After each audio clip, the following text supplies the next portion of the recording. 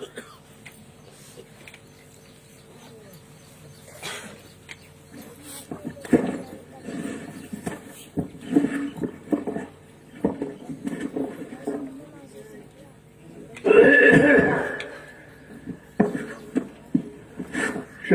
चलो जल्दी चलो, दौड़ के आओ, 600 का समय हो गया। सब लोग सामने आके बैठो। एक एक वचन वाणी को बड़ी सावधानी के साथ सुनो। जब सत्संग वचनों को सुनोगे तो तुम्हारे मन पर इसका प्रभाव पड़ता है।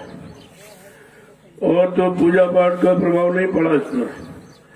जितने शरीर इंद्रियों से आपने आज तक शुभ कर्म अच्छे कर्म किए, उससे मन पर कोई प्रभाव नहीं पड़ा। उसमें कोई भी तब्दीली बदलाव नहीं हुआ, किसी भी भोग से वो अलग नहीं हो पाया। इसलिए जब कलयुग में संत पधारे तो इस मन को कंट्रोल नियंत्रण में रखने के लिए उन्होंने सत्संग जारी किया। 3 आधार बनाए उन्होंने। सत्संग करो, सेवा करो और भजन करो। चौथा कोई रास्ता नहीं। ये 3 रास्तों पर जब आप चलोगे तो आपका मन कंट्रोल नियंत्रण में होने लगेगा।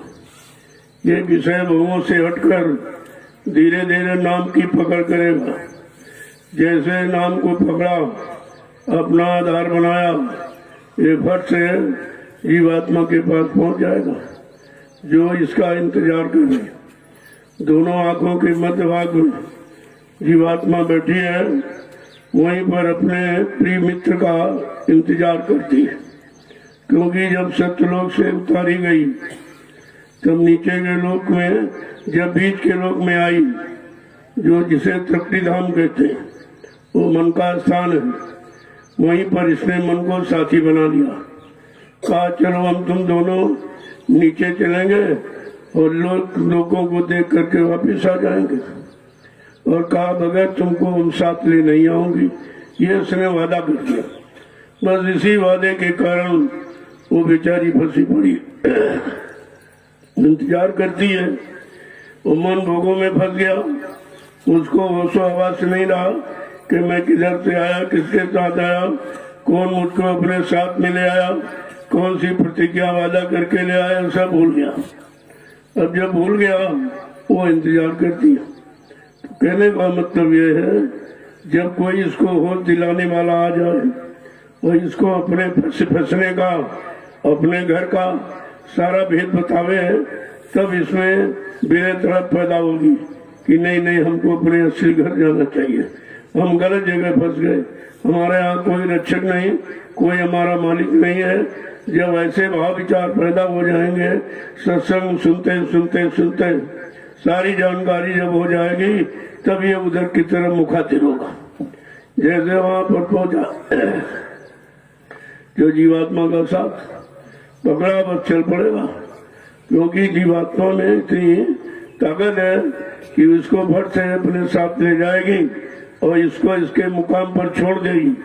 कहेगी तुम रहना यहाँ राज कमाना और हम पहुंचे सतगुरु दरबार। तुम यहाँ अपना राज कमाओ, मैं अपने मालिक के पास पहुंच जाऊंगा। ये दृष्टांत ये बड़ा ही पुरातन है और इसको किसी ने बताया नहीं। ये राजभेद किसी ने खोला नहीं। इस मृत्युलोक मंडल में 3 युगों में जितने ऋषि मुनि, योगी, महर्षि, अवतारी शक्तियां, ज्ञानी विज्ञानी आते जाते रहे, लेकिन जीवात्मा परमात्मा के असली राज रहस्य को न किसी ने जाना, न किसी ने खोला। या तो उनको मालूम नहीं होगा या ये भेद राज खोलने का उनको अधिकार नहीं। कोई बात तो जरूर रही है, इसीलिए तो राज ने भेद नहीं खोला।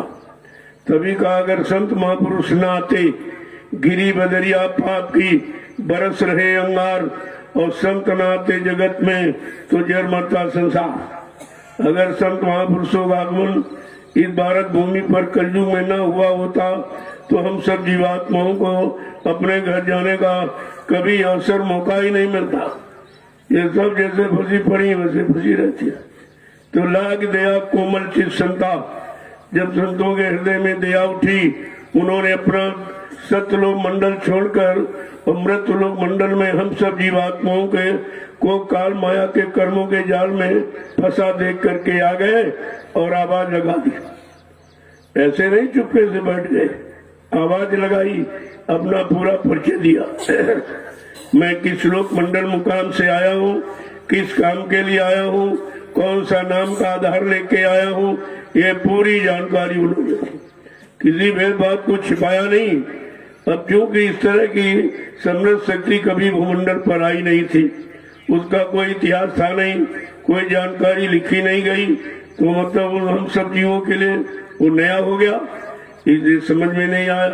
कभी तो देर लगी, केवल सुनाने समझाने में कितनी देर कि 10 जुलाई सन 1952 से ये सुनाना बताना इशारा करना शुरू किया और 2012 तक यानी 60 साल हमें आपको सुनाया समझाया गया। लेकिन हम आप सुने तो लेकिन पकड़ नहीं पाए। मन ने बच्चों को पकड़ा नहीं, वो मन भटक गया।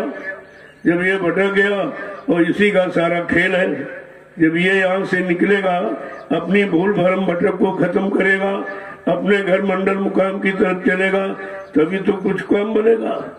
इसलिए संत महापुरुषों ने सत्संग जारी किया और अपना पूरा परिचय दिया, क्योंकि हम उनका वो भेद को जानते नहीं थे। और ये भी कहा कि मैं राम कृष्ण की तरह से बीच के लोक मंडल से नहीं आया हूँ जो तुम सबको बीच में छोड़ के चला जाऊंगा। न मैं ब्रह्मा के ब्रह्मलोक से आया हूँ, न विष्णु के विष्णुलोक से आया हूँ, न शिव जी के शिवलोक से आया हूँ, न राम के साकेत लोक से आया हूँ, न कृष्ण के गोलोक से आया हूँ, न देवी देवताओं के देवलोक से आया हूँ। मैं आया हूँ सतलोक सचखंड अनामी धाम प्रभु धाम, जहाँ की सारी सुरते रूहें जीवात्माएं ये रहने वाली है। मैं इनके घर से इनको लेने के लिए, इनको घर पहुंचाने भेजने के लिए आया हूँ। पूरा परिचय दिया, लेकिन हम लोग परिचय भी भूल गए।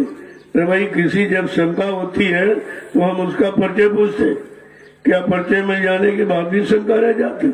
कितना परिचय दिया कि हम आए वही देश से जहाँ तुम्हारा धाम, तुम सबको घर पहुँचाना एक हमारा काम। पूरा परिचय दिया, मैं किस धाम से आया हूँ, किस काम को करने आया हूँ, कौन सा नाम लेके आया हूँ। जब तीनों परिचय मिल गए तो फिर शंका किस बात की। शंका इस बात की कि हमने उसको समझा नहीं।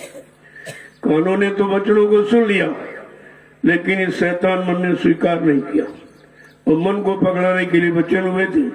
यही भटका है, यही भरमा है, यही भोगों में फंसा पड़ा है, इसी को निकालना। इसलिए संत महापुरुषों ने मन को ही समझाया और ये कहा, बड़ा बैरी है मन घट में, इसी को जीतना कठिन। सबसे बड़ा दुश्मन बैरी हमारा मन है, लेकिन हम ऐसा कैसे मानते नहीं कभी। हम तो पड़ोसी को, इनको और उनको अपना दुश्मन, अपना विरोधी मानते हैं, लेकिन सबसे बड़ा विरोधी मन। महापुरुषों ने कहा, बड़ा बैरी है मन घट में, इसी को जीतना कठिन। पढ़ो तुम इसी के पीछे और सभी जतन दजना। कोई यत्न तुमको शरीर इंद्रियों वाला, कोई पूजा पूजा पाठ तीर्थ पर हवन जप जप गंगा स्नान, कोई किसी तरह की साधना नहीं करनी है, क्योंकि शरीर इंद्रियों की साधना से मन बस में नहीं होगा, वो आत्मिक साधना से। और आत्मिक साधना किसी ने बताई नहीं, किसी ने की नहीं, किसी को वेदी नहीं मालूम तो बताएगा क्यों। इसलिए 3 वादे, 3 परिचय पहले दिए कि हम आए वही देश से जहाँ तुम्हारा धाम, तुम सबको घर पहुँचाना एक हमारा काम। सम्राट दाता दयालु ने क्या कहा कि मेरा एक ही काम है कि जीवात्माओं को घर पहुँचा दूं। और यहाँ चेलों ने गुरु को पहले ही पहुँचा दिया। पहले ये देखिए आप, गुरु ने वादा किया तुम सबको पहुँचाऊंगा। यहाँ स्वार्थी लोभी लालची चेलों ने क्या किया, गुरु को एकदम पहले पहुँचा दिया। सब झूठा पूछा, एकदम झूठा, मतलब जिसे कहते हैं सफेद झूठ एकदम। तो झूठ है, झूठ लंबे समय तक नहीं रह सकता। वो समय आएगा उसका, और सत्यता की तेज हवाएं चलेगी तो झूठ का पता नहीं चलेगा कहाँ चला गया। दूसरा वादा किया कि नाव लगाई शब्द की गुरु ने, चढ़ बैठे कोई सुर। कहा मैंने भवसागर पार करने के लिए, घर पहुंचाने के लिए नाम की नौका लगा दी। तुम विश्वास के साथ इस पर बैठ जाओ, मैं तुमको तुम्हारे घर पहुंचा दूं। तो इसमें आपको करना क्या था? सब गुरु ने अपने ऊपर ले लिया कि केवल बैठ जाओ विश्वास करके, मैं घर पहुंचा दूं। ना तुमको आंख कान बंद करने, न कोई आला माला घुमानी, कुछ करना नहीं था। इतना सरल सुगम और सरल कर देने के बाद भी हम आप टिक नहीं पाए, नहीं पकड़ पाए, नहीं गुरु के वचनों को पकड़ पाए, नहीं गुरु को अपना बना पाए, न उनमें कोई सत्यता, कोई मर्यादा उनकी अमृत पाए। कितना भारी अपराध किया ये सब कि 45 करोड़ चेला और 5 स्वार्थी लोभी लालचियों ने नाटक किया। तुम 45 करोड़ क्या करते रहे? तुम क्या करते रहे? जब पूछा जाएगा कि आप क्या करते रहे, यानी 5 वो झूठे कि तुम 45 करोड़ झूठे हो। सबको तो सत्य का बोध कराया गया था, वचन सुनाए गए थे, नामदान सबको दिया गया, फिर आपने ये किया क्या? यानी पहचान ही नहीं गुरु की कर पाई, अपने गुरु को अपना बना नहीं पाए, अपनी जीवात्मा का कल्याण नहीं करा पाए, अपने पाप कर्मों में माफी नहीं दिला पाए। तो कितना बड़ा जीव का दुर्भाग्य है, इससे बड़ा कौन सा दुर्भाग्य कहा जा। और तीसरा वादा अंत में क्या कहा कि बहुत सागर भरमो नहीं, ये प्रताप हमार, अरे निश्चय करके मान ले तो तुरंत उतारू पार। इसमें रह क्या गया था? केवल मान्य था, अरे निश्चय करके मान ले यही हमारे हैं, यही रक्षक हैं, यही तारनहार है, यही खेवनहार। अगर हम ये सच्चाई से मान लेते तो अब तक तो हमारा काम शुरू हो गया होता, लेकिन सब शरण छोड़ के भाग गए। मानना समझना तो बहुत दूर रहा, कोई टिक नहीं पाया। ये पता करो सब शरण छोड़ के भाग गए। तो किसको सच्चा अच्छा माना जाए, किसको असली नकली माना जाए, किसी को सांसारिक आध्यात्मिक माना जाए? प्रश्न तो इस बात का। कितना चैलेंज के साथ कहा, तुम इस भावसागर में भ्रम मत करना कि अब कोई तुम्हारे लिए दूसरा आ जाएगा, या कोई नाम का बेड़ा लगाएगा, या कोई ऐसी आवाज लगाएगा।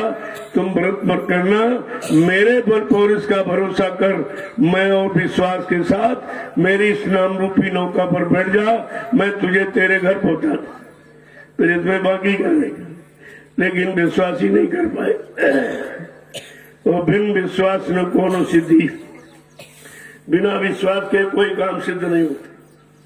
विश्वास तो सर्वोपरि है, और बीच में विश्वास तो हुआ नहीं, अंधविश्वास और पैदा कर लिया। जब अंधविश्वास हो गया तो जो काम बनना था उस काम से हम कितनी दूर चले गए, लोगों की समझ में नहीं आया। तो जरा महापुरुष को 2 वचन सुन लीजिए तो आपको विश्वास हो जाए कि जितने संत महापुरुष कलयुग में आए सबने एक ही रास्ता बताया। अब ये है, कोई किसी ने इशारा किया तो किसी ने खोल के कह दिया। इसीलिए गुप्त और प्रकट 2 नाम रखे गए। गुप्त संत भी काम वही करेगा, लेकिन घूम घूम करके प्रकट रूप में मतलब यानी काम नहीं करेगा। जैसे कबीर साहब से लेकर हजारों संत आए, लेकिन सब गुप्त संत थे। इनके पास कोई गया, जब श्रद्धा सेवा भाव देखा तो कान में नामदान दे दी। लेकिन इस तरह लाउड स्पीकर लगाकर ये हिंदुस्तान की भूमंडल पर किसी ने नामदान की शुरुआत नहीं की। अब तो बहुत नकल कर रहे हैं, लेकिन शुरुआत किसी ने नहीं। यही सम्राट मालिक की पहली पहचान कि जिसने लाउड स्पीकर लगाकर, इसका मतलब है जो सारी सृष्टि को नामदान देकर अगर लोग नाम की महिमा समझ जाए, बचनों को मान ले, विश्वास कर ले, तो सारी सृष्टि अपने घर चली जाएगी। इतना बड़ा पावर शक्ति लेकर आए, लेकिन हम आपने ऐसे पावरफुल शक्तिमान को समझा ही नहीं। तो जरा महापुरुषों के 2 वचन सुन लीजिए, हो सकता है आपकी समझ में कुछ आ जाए। जय गुरुदेव, जय गुरुदेव, जय गुरुदेव, जय गुरुदेव नाम किसका, जय गुरुदेव नाम किसका, जय गुरुदेव नाम किसका, प्रभु का प्यारा नाम। समृद्धाता दयालु पूज्य स्वामी जी महाराज आज के इस प्रातःकालीन नैमिषारण की तपोभूमि पर लघु सत्संग में सम्मिलित होने वाले समस्त गुरुआसिक प्रेमीजनों, बड़ा जीव का जब सौभाग्य पुण्य कर्मों का जब उदय होता है तब संत महापुरुषों की शरण मिलती है, उनका दर्शन दीदार, उनके आध्यात्मिक वचन सुनने का अवसर मौका मानव को अपने जीवन में मिलता है। तो निश्चय हम लोग भाग्यशाली हैं कि ऐसे गंदे युग में, खराब युग में, गंदे खान पान, गंदी संसोबत फंसे जीवों को एक सही अच्छी दिशा का ज्ञान कराया जा रहा, सच्चे अच्छे रास्ते पर चलने की एक प्रेरणा दी जा रही। तो बात तो कोई जरूर है, जबकि ये प्रेरणा, ये मतलब जागरण किसी युग में नहीं किया गया, क्योंकि संत आए ही नहीं थे तो जागरण करता तो कौन करता, वो तो कलयुग में आए और वो भी अभी लगभग 750 वर्ष पूरे होने जा रहे। इसके पहले कलयुग में भी नहीं आए, 550 वर्ष तो ऐसे निकल गए, ऐसे निकल गए धोखे। और जब अवसर मिला तो हम आप समझ नहीं पाए उनको। अरे बच्चों को सुनकर पहचान होती, बोली से एक कौवा और कोयल की पहचान हो जाती, सबकी पहचान बोली भाषा से करती। कितनी आड़ में कोई जीव कहीं आवाज दे रहा हो, अगर आपको आवाज की पहचान फट से पहचान जाओगी, ये जानवर की है, ये पशु की है, पक्षी की है, ये जंगली जानवर, ये आदमी इंसान की है, बोली तो समझ में आई जाती। लेकिन वो भी तो नहीं कुछ कर पाए, तो कहा जरा 2 वचनों को सुन लीजिए तो आपको विश्वास हो जाए। वैसे उनको प्रमाण लेने की जरूरत नहीं है, वो खुद ही प्रमाण होते हैं, लेकिन फिर भी इन अज्ञानी जीवों को कैसे ज्ञान बोध कराया जाए, उसके लिए सब संतों ने महापुरुषों की वाणी का सहारा लिया कि चलो भाई तुम उनसे सुन लो, तुमको यह ना हो कि नहीं नहीं हम ही कोई बात कह रहे हैं, नहीं जितने भी आए सबने यही कहा। तो क्या कह रहे हैं समझा के कि गुरु करो खोज कर भाई, गुरु करो खोज कर भाई, गुरु करो खोज कर भाई, गुरु करो खोज कर भाई, बिन गुरु कोई राह न पाई, बिन गुरु कोई राह न पाई, बिन गुरु कोई राह न पाई, बिन गुरु कोई राह न पाई। वो खोल दिया एकदम दरवाजा। कहते हैं ऐसे गुरु की खोज करो जिसने अपनी आत्मा को जगा लिया हो, परमात्मा से मिला लिया हो, परमात्मा के दरबार का दरबारी आने जाने वाला हो। वो हमारी फरियाद भी वहाँ पहुँचाएगा और हमारी जीवात्मा को जगाकर उधर मुखातिब करके खड़ा भी करेगा। तो कहते हैं गुरु करो खोज कर, खोज का मतलब ढूंढ कर, गुरु खोज कर करो। तो ऐसे लोग कहते हैं कि पानी पियो छान के, गुरु करो जान के, नहीं, गुरु करो छान कर, पानी पियो जान के। क्या छान करके नाली का पानी पी लोगे? नाली का पानी कोई दे दे, कह दे छान के पी लीजिए, क्या पी लेंगे? ऐसा नहीं, गुरु छान की, छानबीन करके, संग सोबत करके, बचनों को सुन करके, जो आधार दे उसको करके तब पहचान होती है। आगे समझा के क्या कह रहे हैं कि जग डूबा भो जल धारा, जग डूबा भो जल धारा, जग डूबा भो जल धारा, जग डूबा भो जल धारा, कोई मिला न काढ़न हारा, कोई मिला न काढ़न हारा, कोई मिला न काढ़न हारा, कोई मिला न काढ़न हारा, गुरु करो खोज कर भाई, गुरु करो खोज कर भाई, बिन गुरु राह न कोई पाई। बिन गुरु कोई राह न कहते जग डूबा भव जलधारा, बिना सच्चे जानकार गुरु के मिला यह संसार भवसागर में डूब रहा है। भवसागर में गोते लगा रहा है, कोई निकालने वाला, कोई बताने वाला मिला ही नहीं। अगर मिला होता तो निकाल लेता उसको और निकाल करके घर की तरफ मुखातिब कर देता और पहुंचा देता।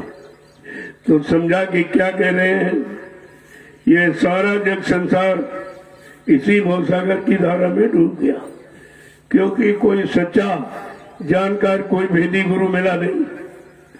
आगे क्या कह रहे हैं कि जग पंडित भेख विचारे, पंडित भेख विचारे, जग पंडित भेख विचारे, जग पंडित भेख विचारे, क्या जोगी ज्ञानी हारे, जोगी ज्ञानी हारे, क्या जोगी ज्ञानी हारे, जोगी ज्ञानी हारे। गुरु करो खोज कर भाई, गुरु करो खोज कर भाई, बिन गुरु कोई राह न पाई।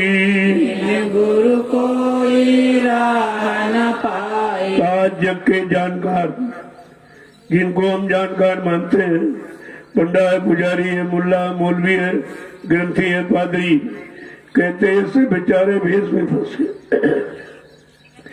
शरीर की सजावट बनावट, भेद में दाढ़ी बाल रख लिया, लाल पीला सफेद कपड़ा पहन लिया और कुछ थोड़ा बहुत इधर उधर अक्षर वक्षर रट लिए, बस अपना व्यापार शुरू कर दिया।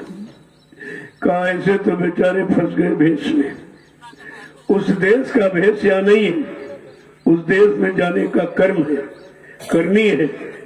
और सब बेचारे भेष में यहाँ फंस गए। कोई लाल पीले पहना है, कोई सफेद पहना है, कोई काले पहना है, कोई और जो इच्छा में आया, जो मन ने कहा उसको धारण कर लिया। लेकिन ये भेष अपने देश पहुंचने का नहीं है, ये यहीं का और यहीं पर फंसने फंसाने का। लोग भेष देख के तुम्हारी पूजा करेंगे और तुम वो हो नहीं, तो ये तुम्हारे पर अपराध ही तो है। ये तुम जो कर्मों का बोझा लाद रहे हो, इसको अदा करोगे। जब आपको बताया जाता लाभ और मान क्यों चाहे, पड़ेगा सब तुझे देना। यहाँ लाभ और मान सम्मान किसी से ले रहे हो, वो भी आपको कर्म कर्जा बन के देना पड़ेगा। कितना जगह जगह सचेत किया गया कि बहुत से माया के तरीके हैं, कहीं न कहीं फंसा लेगी।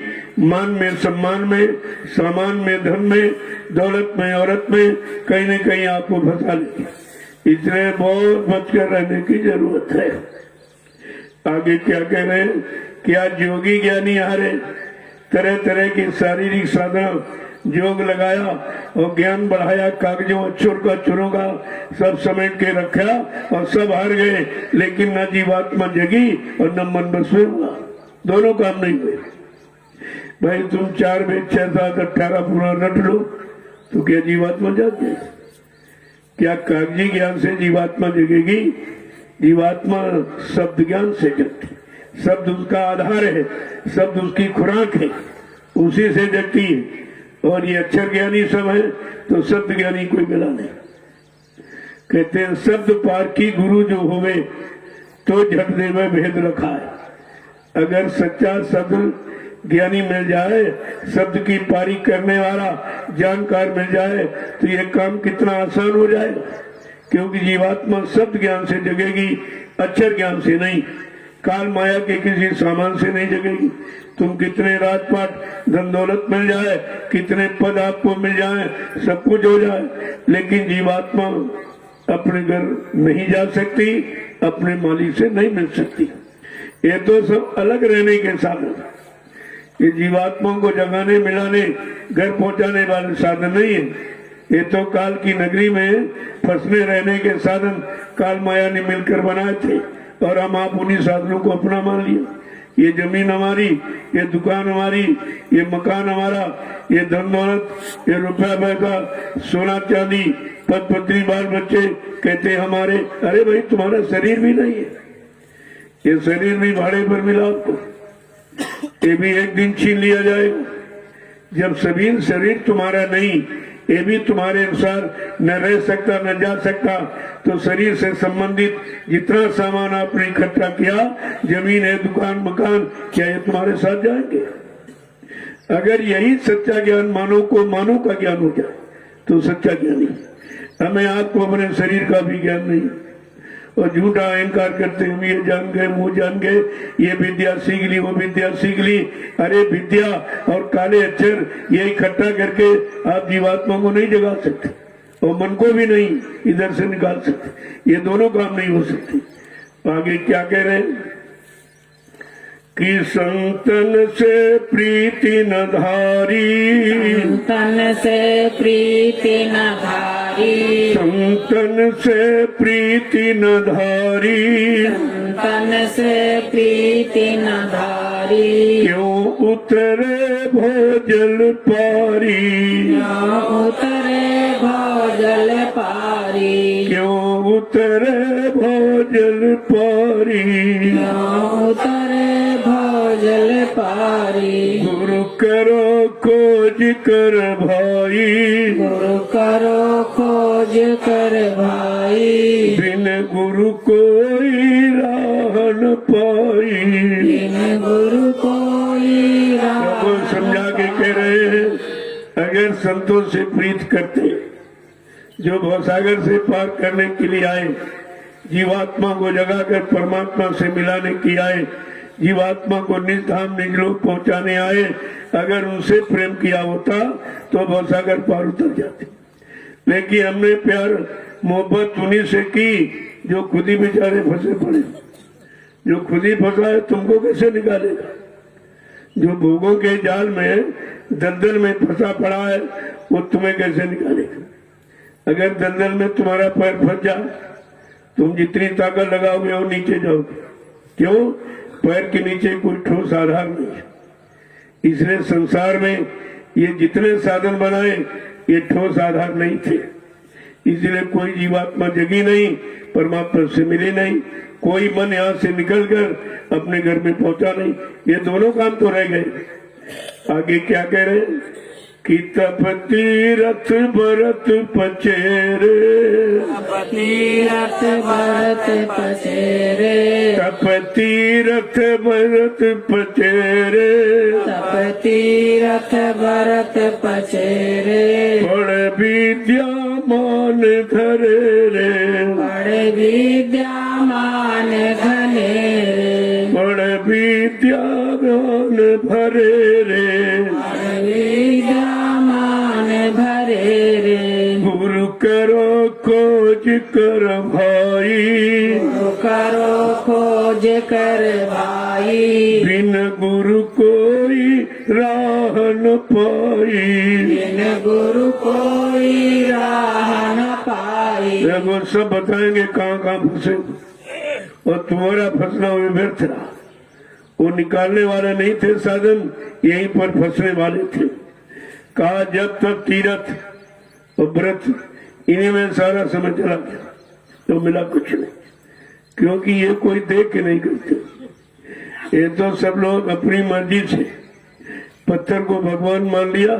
पत्थर एक ही है, कोई कह रहा है ये शंकर जी है, कोई कह रहा है विष्णु जी है, कोई कह रहा ब्रह्मा जी है, कोई कह रहा है राम जी है, कोई कह रहा कृष्ण जी है, कोई कह रहा देवी देवता। पत्थर एक ही है। उसी पत्थर को तुमने अपने मन मुताबिक अपना अपना भगवान मान लिया, और पत्थर कभी भगवान हो नहीं सकता। अरे भगवान चेतन है कि जड़ है? चेतन को तुमने जड़ कहा, यानी भगवान का अपमान किया। चेतन देवी देवता उनको पत्थर कागज कैलेंडर मानकर उनका भी अपमान किया। तो आपने इनका अपमान किया तो वो तुमको कैसे मिलेगा? वो तुम्हारा कैसे बन जाएगा?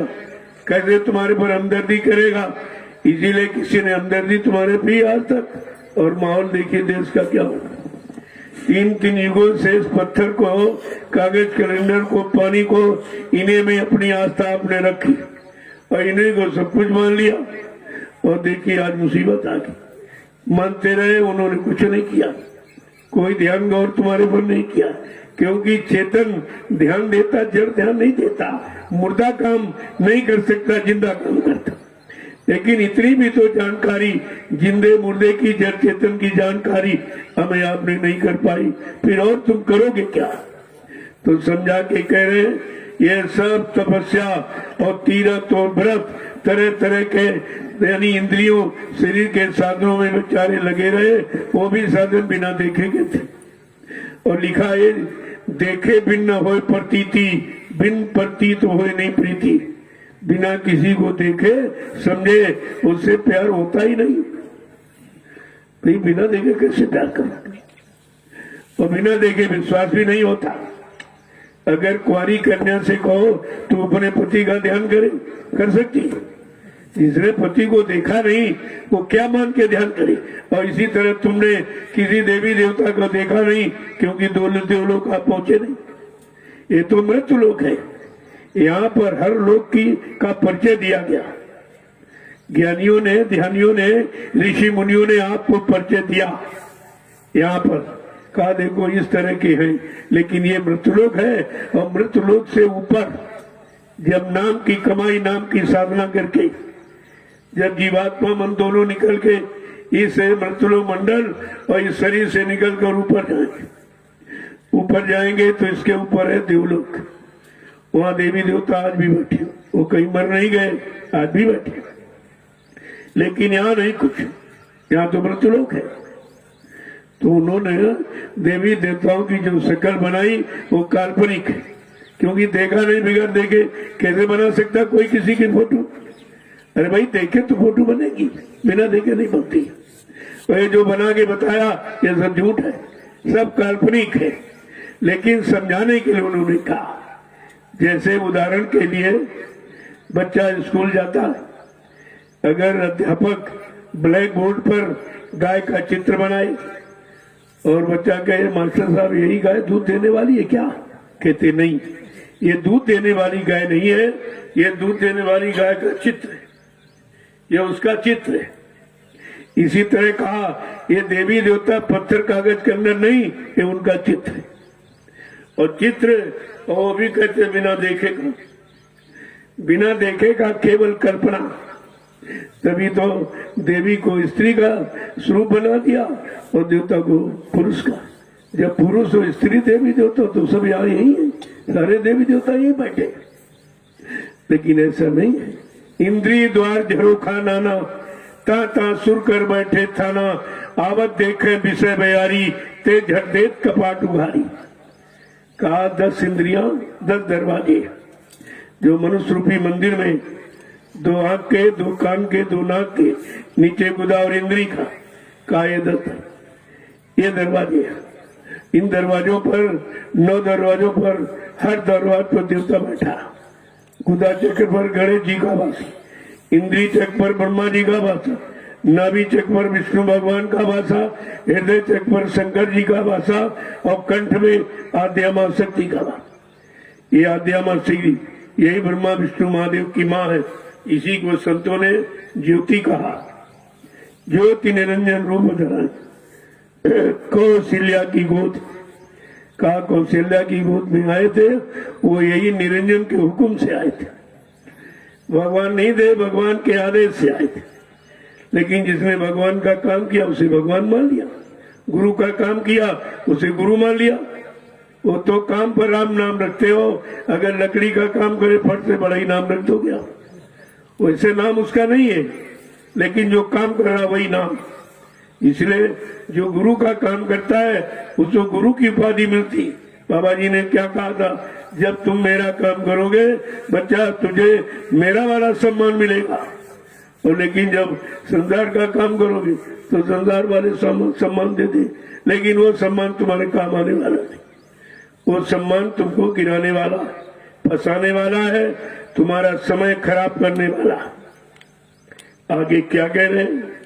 पर विद्या मान भरे रे, तरह तरह के कागज पढ़ के इकट्ठा किया। मैं आपसे एक बात पूछूं, अगर गधे पर 4 वेद लाद दो तो कोई गधे को विद्वान कहेगा? नहीं, कोई भाई विद्वान मानेगा उसको? नहीं। फिर तो मगर ये पुराणों को, कुरानों को, बाइबिल को, इन सबको पढ़ करके अपने ऊपर लाद लो, क्या तुम्हें कोई विद्वान मान लेगा? जब तक तुम विद्वता को सिद्ध नहीं करोगे, किसी का काम नहीं करोगे, किसी के मन को कंट्रोल नियंत्रण में नहीं करोगे, जीवात्मा को जगा के परमात्मा से नहीं मिलाओगे, तब तक तुम्हें कौन मानेगा? अगर मानेगा तो झूठा, न तुम्हारा काम न उसका काम। आगे क्या कह रहे? इसी मान में सब बेचारे सराबोर हो गए, मिला कुछ अंत समय तक और खाली और झूठा मान सम्मान लेकर अपने पर कर्जा ला दिया। अब कितने जन्म लेने पड़ेंगे आपको उस कर्जे के भुगतान के लिए? इसीलिए कहते हैं संत मत दीन गरीबी धार, तेरे भले की कहूँ, मान प्रतिष्ठा छोड़ तेरे भले की कहूँ। अगर तू अपना भला चाहता है तो इससे बहुत दूर रहो, ये काल का सामान, इससे दूर रहो। जब काल के सामान को छोड़ दोगे और दयाल के सामान को पकड़ लोगे तो दयाल देश पहुंच जाओगे। लेकिन काल का सामान पकड़े हो और दयाल की बात कर रहे हो तो झूठा है, कुछ नहीं, कुछ भी नहीं है। अब आगे क्या कह रहे हैं कि भक्ति रस नेक न पाया, भक्ति रस नेक न पाया, भक्ति रस नेक न पाया, भक्ति रस नेक न पाया, भक्तों की शरण न आया, भक्तों की शरण न आया, भक्तों की शरण न आया, भक्तों की शरण न आया। गुरु करो खोज कर भाई, गुरु करो खोज कर भाई, बिन गुरु कोई राह न पाई। बिन गुरु कोई राह न पाई। ये सब दारोमदार सच्चे गुरु पर है। अगर वो मिल जाए सब मिल जाए, सबको मिला देंगे, क्यों? वो सबसे मिले हुए, सबको देखा है, सारे लोगों से होकर जाते आते उनको सबकी जानकारी है कि ब्रह्मा जी की पहुंच कहाँ तक, विष्णु की पहुंच कहाँ तक, और मतलब शंकर जी की पहुंच कहाँ तक, रामकृष्ण की पहुंच कहाँ तक, देवी देवताओं की पहुंच कहाँ तक। और सब जो मिल जाएंगे सबका भेद बता दें, तब आपकी समझ में आ जाएगा कि हमारे घर पहुंचाने वाले ये नहीं है, इनकी पहुंच इनके घर ले जाने की, और इनका घर बीच में है और हमारा घर ऊपर है। तो ऊपर वाला कोई मिले तो ऊपर पहुंचा देगा आपको। इसीलिए कहते हैं ऐसे सच्चे नाम भेदी शब्द भेदी संत सदगुरु की तलाश करो, वो समय का एक ही आता। इसलिए गुरबाणी कहती है कि सतगुरु एक गुरु बहुत तेरे, समय का गुरु एक ही आता। सतगुरु यानी सत्य माने ईश्वर, ब्रह्म पार ब्रह्म महाकाल, सतपुरुष से मिलाने वाला, घर पहुंचाने वाला, वो एक ही आता।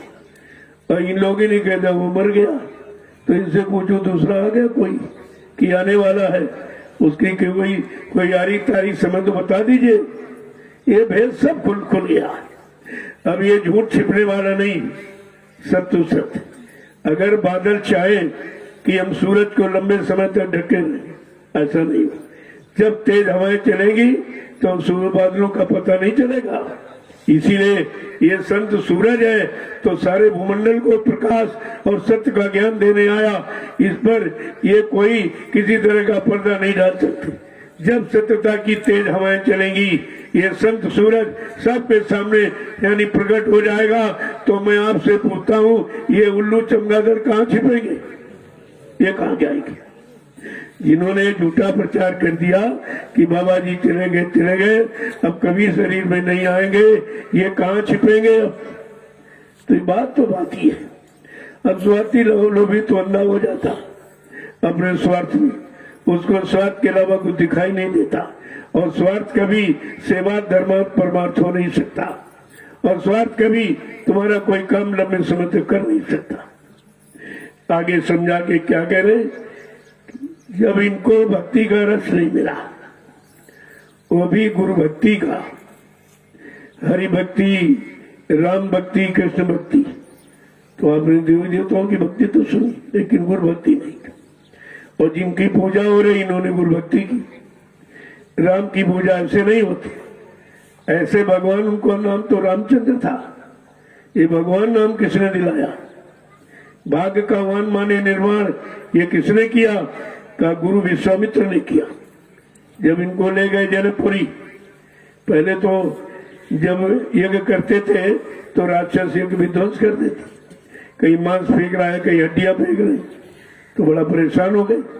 तो उन्होंने समाधि लगाई, तो देखा कि नहीं, अरे काम करने वाली शक्ति तो आ गई। तो फट से पहुंचे गुरु विश्वामित्र जी राजा दशरथ क्या, और राम लक्ष्मण को मांग के ले आए। वैसे 4 बेटे थे, चारों ले आते, या उनको 2 को लेते, इनको नहीं ले आते। नहीं, गुरु की पहचान है, गुरु को जानकारी है किससे शक्ति से काम होगा, किन जीवों से काम होगा, उन्हीं जीवों को शरण में लेकर और वो शिक्षा काम की देते हो, सिखाते, पढ़ाते, समझाते। जब अपने आश्रम पर ले आए और लंबे समय तक रखा, जब पढ़ा लिखा के एकदम दक्ष पारंगत कर दिया, तब कहा हमने पढ़ा तो दिया, सिखा दिया, युद्ध नीति, धर्म नीति, राजनीति, समाज नीति, सत्य नीति, न्याय नीति, सब। लेकिन कहा कि पता नहीं इसे ज्ञानी ज्ञान हुआ कि नहीं हुआ, तो जरा इसकी परीक्षा लेके देखे, क्योंकि बगैर परीक्षा के तो ज्ञान की पहचान होती नहीं, योग्यता की पहचान होती नहीं। तो परीक्षा के लिए कहाँ ले गए? राजा दशरथ के यहाँ। और राजा दशरथ ने अपनी बेटी का स्वयंवर ठाना था। स्वयंवर का आधार ऋषि दधीच की हड्डियों से बना अजगो धनुष, ये आधार था। और कहा जो इस अजगो धनुष को भंजन कर देगा, मैं उसी साथ अपने बेटी का ब्याह कर दूंगा। बस केवल बात इतनी ही है। और ये उन्होंने सुव्रत अपने पूरे राज में फैला दी। और जो सुनता उसके अंदर लालच आता, अरे चलो चलो, क्योंकि राजा दशरथ के बेटी बेटा है नहीं, तो चलो बेटी भी मिलेगी और राजपाट, धन दौलत, खजाना सब मिलेगा। इस लालच में सब दौड़ पड़ी। जब दरबार में पहुंच गए और विश्वामित्र भी इधर अपने चेले को लेकर पहुंचे। यद्यपि उनको कोई निमंत्रण नहीं था, इनका शादी से क्या वास्ता था, लेकिन गुरु को मालूम है ये संकल्प प्रतिज्ञा कौन पूरी करेगा, किसके पास शक्ति ताकत कि, और जिनका परिचय देना चाहते, अपने शिष्य की महिमा कराना चाहते, शिष्य को भगवान की डिग्री दिलाना चाहते, तो इसलिए वो सब कुछ करते। तो क्या किया? तो क्या अपने चेलों को लिया और पहुंच के जहां सब बैठे थे, बीच में वो भी बैठ गए। देखो, किसी ने पहचाना नहीं। गुरु चेले की पहचान किसी को होती नहीं ऐसे। जब विश्वामित्र, उनके चेलों को किसी ने नहीं पहचाना। वो बलवान ब्राह्मण रामासुर बैठा, वो भी नहीं पहचान पाया। बलवान बाणासुर, वो भी नहीं पहचान पाया। ब्रह्मचारी परशुराम जी, वो भी नहीं पहचान पाए। पूरी रात चेला से झगड़ा करते रहे, कोई नहीं पहचान पाए। ये पहचान किसी को नहीं होती। ये वहां प्रमाण प्रस्तुत हुआ कि भाई गुरु चेले की पहचान तो कोई नहीं कर रहा। और बड़े बड़े ज्ञानी ध्यानी यहाँ बैठे, वो भी नहीं पहचान पाए। तो कहने का मतलब ये, चुपचाप बैठे, कुछ नहीं बोलते। बल्कि गुरु की बड़ी हंसी मजाक विश्वामित्र के लोगों ने उड़ाई, बड़ी हंसी मजाक। कहा देखो, ये बुढ़ा भी शादी करने आया, इसको भी औरत की जरूरत। अब कोई क्या जाने कि राजा जनक की अहम समस्या का समाधान गुरु विश्वामित्र की मुट्ठी में, ये किसी को नहीं मालूम। ये रात किसी को नहीं मालूम है, लेकिन चुपचाप बैठे सुन रहे, सबका अपमान भी सुन रहे, कटु वचन भी सुन रहे, लेकिन चुपचाप बैठे, कुछ नहीं बोल। चाहते तो विश्वामित्र उसी समय आदेश देकर अपने चेले राम से धनुष तोड़वा सकते थे, लेकिन नहीं। इसलिए कि सब यही कहेंगे, क्या इनका चेला बहादुर है, क्या ये काम हम नहीं कर सकते? गुरु सबको मौका देते, सबको। जब सब हार जाते तब अपनी शक्ति का परिचय देते, वो भी अपने चेले के द्वारा, स्वतः नहीं, चेले के द्वारा दिलाते। जो सब बचाए तो उसने आवाज लगा दी। राजा जनक ने जब सब आ गए, खड़े होकर आवाज लगाई कि मैंने आप लोगों को क्यों निमंत्रित किया है कि मुझे अपने बेटी का ब्याह करना। और ब्याह उसके साथ करूंगा जो वज्रो धनुष का खंडन करेगा। तो बारी और ये भी कहा हर व्यक्ति का मैं शक्ति परीक्षण अलग अलग करूंगा। एक एक व्यक्ति आए अपने शक्ति का परिचय दे। तो सब बारी बारी से उठे और गए तो वहां कहते तिल भर भूमि न सके उचकाई, तिल मात्र भी धनुष को खिसका नहीं पाए, उठाना तोड़ना तो बहुत बड़ी बात। तो धीरे धीरे ऐसे सबने आजमाया लेकिन काम किसी ने नहीं कर पाया, सब हार गए। जब हार गए तो इनको क्रोध आ गया आपस कि नहीं मेरा नाम तो धनवान बलवान बुद्धिमानों में गिना जाता, आज एक छोटा सा धनुष नहीं उठा तो इसमें क्रोध आ गया। जब मानव शरीर में क्रोध आता है तो बुद्धि का विवेक ज्ञान शून्य हो जाता, खत्म हो जाता। क्रोध इसीलिए क्रोध को पाप की जड़ कहा गया, क्रोध पाप की मूल है। अब मतलब यानी तो इन्होंने एक बैठ करके मंत्रणा की मीटिंग किया, कहा उठो हजारों योद्धा, जबरदस्ती उड़ाओ धनुष को तोड़ के फेंक, यानी मर्यादा खत्म। जो राजा जनक ने आधार रखा कि हर व्यक्ति अपनी शक्ति का परिचय देगा, इन लोगों ने क्या कहा हजारों योद्धा उठो जबरदस्ती धनुष को उठा के तोड़ के फेंक दो। अब ये भूल गए क्रोध में, बुद्धि में विवेक ज्ञान नहीं रहा कि अगर हजारों लोगों से धनुष टूट जाएगा तो सीता का बंटवारा कैसे होगा, यहाँ तो झगड़ा शुरू हो जाएगा। सब कहेंगे हमने तोड़ा हमको, हमने तोड़ा हमको। तो मतलब यानी लेकिन जहां पर समय का गुरु बैठा जगन अपराध नहीं होने देता, समय के गुरु विश्वामित्र जी वहां बैठे थे। लेकिन इस अपराध को तो उनकी अदृश्य शक्ति को किसने जाना था, जो उन्होंने संभाल की न मर्यादा भंग हो जाती। और हजारों योद्धा भी उठे, वो भी तोड़ने का प्रयास किया। सहस भूप सब एक ही मारा, उठे उठावे टरे न टारा, हजारों योद्धा उठे वो भी नहीं खिसका पाए तो उसको जरा सा भी खिसका नहीं पाए। अब सब हार गए। तब राजा जनक रोने लगा। रोकर क्या कह रहा, वीर विहीन धरा हम जानी, मैंने जान लिया कि आज धरती से वीरों खाली, धरती वीरों से खाली। ये बात संत महापुरुष नहीं सुन सकते। यद्यपि वो संत नहीं थे लेकिन शारीरिक गुरु समय के जरूर थे, तो उनको ये बात अच्छी नहीं लगी। ये तो सब पर कलंक लग गया कि मैं कह रहा राजा जनक कि वीर विहीन धरा हम जानी, अब धरती पर सूरवीर कोई नहीं रहा, सब नामर्द जड़े हो गए। तो ये बात उनको खली, ये तो सब पर अपमान, सबका अपमान हो रहा, सब पर कलंक लग रहा। तो चुपचाप अब बोले कि अब सब हार गए और कर कर चले सब दंड प्रणामा, धनुष को दंडवत प्रणाम कर हारी मान कर सब चलने लगे। देखो गुरु के बोलने का समय होता है, तुम्हारे अनुसार नहीं। जैसे सभी समय चिल्लाने लगे बाबा जी क्यों चले गए, क्या डर गए, क्यों सामने नहीं आ रहे। अरे तुम्हारी तो कोई मर्यादा नहीं, उनकी तो मर्यादा है, तो मर्यादा में आते रहते काम करते। तो मतलब यानी चुपचाप बैठे भी नहीं।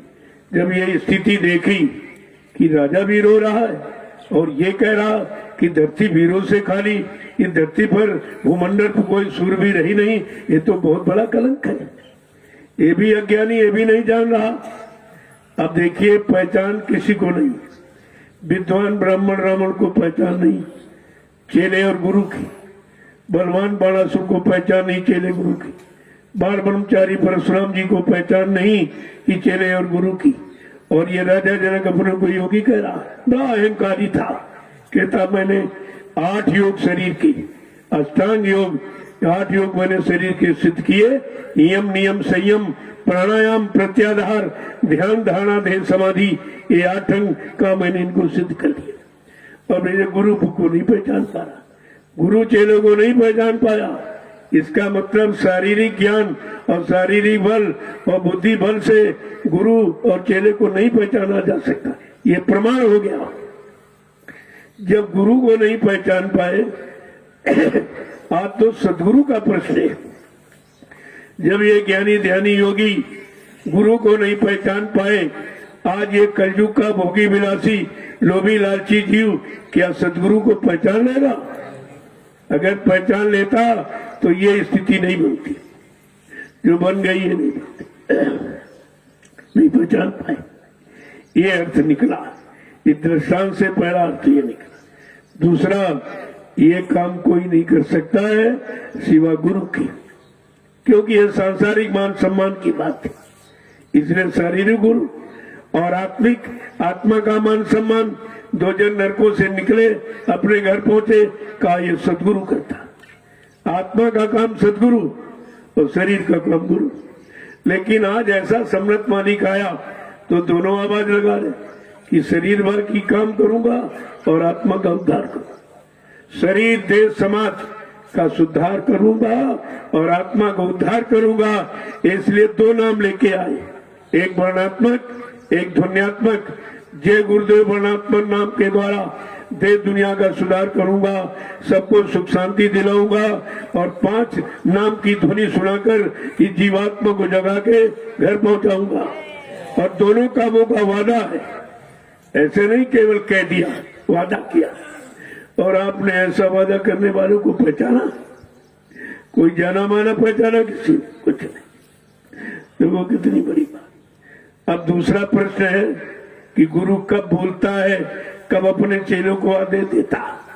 तो बाबा जी ने कितने पहले कहा था, जब ये राजनीतिक लोग अपना हथियार डाल देंगे, कहेंगे न्याय सुरक्षा मेरे बस की नहीं, रोजी रोटी देना मेरे बस की बात नहीं रही, महंगाई गरीबी बेरोजगारी हटाना मेरे बस की बात नहीं, टैक्सों की भरमार रोकना कहेंगे मेरे बस की बात नहीं, और धार्मिक धरा राम की और कर्म भूमि कृष्ण की और संतों की योग भूमि पर से ये जीवों की हिंसा कराना, उनका मुर्दा मांस पशु पक्षी का खिलाना और बुद्धि नाशा नशा पिलाकर बुद्धि को पागल कर देना, माँ बहन बेटी बहू की पहचान खत्म करा देना, ये कहेंगे मेरे बस की बात नहीं। चोरी डकैती कत्ल बलात्कार रुकवाना भी कहेंगे मेरे बस की बात नहीं। तब सतगुरु अपने शिष्य को आदेश देंगे, ऐसे नहीं आदेश आपको मिल जाएगा, का तब आदेश देंगे। उस समय राजा जनक राजा था, आज प्रजातंत्र में प्रजा राजा। जब राजा जनक रोया तब गुरु विश्वामित्र ने अपने चेले राम को आदेश दिया। ठीक उसी तरह तब भारत की जनता त्राईमाम को राम करने लगेगी और कहेगी मेरी रक्षा हिफाजत करने वाला कोई नहीं, न्याय सुरक्षा रोजी रोटी देने वाला कोई नहीं, महंगाई गरीबी बेरोजगारी हटाने वाला कोई नहीं, टैक्सों की भरमार खत्म करने वाला कोई नहीं। कहा तब मैं अपना ब्रह्मास्त्र उठाऊंगा। ये बाबा जी ने संकल्प लेकर कहा तब मैं अपना ब्रह्मास्त्र उठाऊंगा। इसके पहले तो अब तो ये रोने ही वाली है जनता, त्रस्त हो रही धीरे धीरे। और कहा था एक दिन सारा विश्व कुदरत के चपेट में आके खड़ा हो जाएगा, और कहा तुम्हारी संभाल रक्षा करने वाला कोई दिखाई नहीं देगा। जितने जिम्मेदार ये काले नीले पीले हरे लाल झंडे लिए घूम रहे, ये अपने अपने झंडों को फेंककर अगर तुम्हारे जय गुरुदेव प्रभु नाम के झंडे के नीचे अगर ना जाए तो इस बाबा को बाबा मत समझना। ये कितनी बड़ी पहचान अपने गुरु की। हमने आपने अपने गुरु की पहचान भी नहीं कर पाई, उनको सम्मान भी नहीं दे पाए, उनका अपमान भी नहीं रोक पाए। ये स्वार्थी लोभी लालचियों ने कितना बड़ा सतगुरु का अपमान किया जो मौत का प्रचार करती। मौत अंतिम सजा है। जब लोग किसी को गाली देते हैं, क्रोध में श्राप देते हैं, कहते मर जाए, मर जाना शब्द ये गाली है, ये अपमान है। और इन लोगों ने कितना बड़ा अपमान किया कि मर गए और धोखा देके चले गए, और तुम लोग अपने गुरु का अपमान सहते रहे। तुम्हारे जवान नहीं थी, तुम जवान खोलकर अपने गुरु की महिमा गौरव गरिमा जो 60 साल आपको सुनाई समझाई गई, क्या तुम नहीं कर सकते थे? लेकिन कोई नहीं निकला। जब मैं निकला मुझे कोई नहीं मिला, कोई मिला ही नहीं। जो 10,000 वक्ता दूरदर्शी के केवल उत्तर प्रदेश में बनाए गए थे, कोई नहीं मिला। सब कहां चले गए वक्ता प्रवक्ता? ये सब छिप गए, क्योंकि स्वार्थ लोभ लालच का संदेश मिला जुला के देते थे। गुरु का संदेश नहीं। हमें मान सम्मान सामान धन दौलत किससे मिलेगी, वो मिला जुला के संदेश देते रहे और सब खत्म हो गया, कुछ नहीं बचा। इसीलिए जब ऐसी स्थिति देखी तो मतलब यानी आपको आदेश मिला था, सबसे इशारा करके कहा कि आज 2010 में ये आदेश दिया कि बच्चा आज तक मैंने जितने आदेश दिए मैं सारे आदेशों को निरस्त कर रहा हूं। मेरे यहाँ न कोई अध्यक्ष बनेगा, न मंत्री, न वक्ता प्रवक्ता बनेगा।